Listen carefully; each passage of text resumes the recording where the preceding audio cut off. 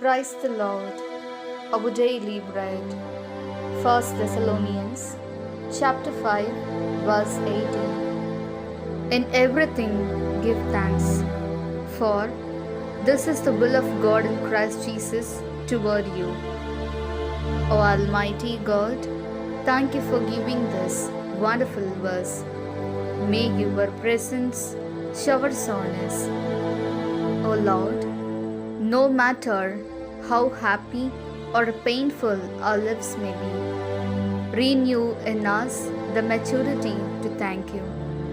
Bless us to start this day with the hope that our Lord will do everything for us without getting discouraged when suffering or crisis comes in life. We ask this in the name of Jesus Christ. Amen. அன்றாட உணவு 1 தெசலோனிக்கர் அதிகாரம் 5 இறை வார்த்தை 18. எல்லா சூழ்நிலையிலும் நன்றி கூறுங்கள்.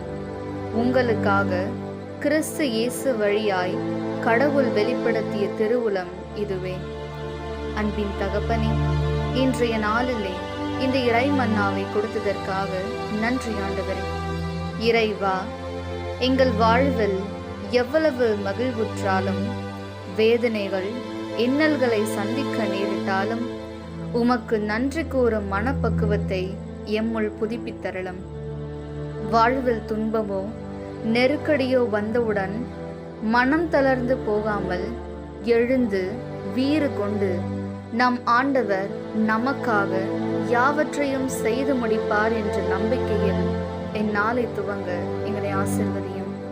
ஆமென்.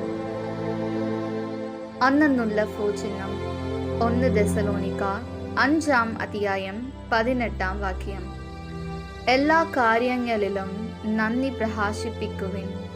ഇതാണ് യേശു ക്രിസ്തുവിൽ നിങ്ങളെ സംബന്ധിച്ചുള്ള ദൈവഹിതം.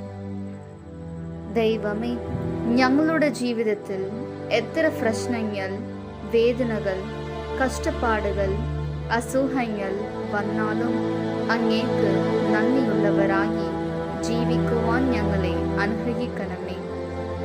ജീവിതത്തിൽ പ്രശ്നങ്ങൾ വരുമ്പോൾ തളർന്നു പോകാതെ അങ്ങയുടെ ഹിതം മനസ്സിലാക്കി ജീവിക്കുവാൻ കൃപ നൽകണമേ.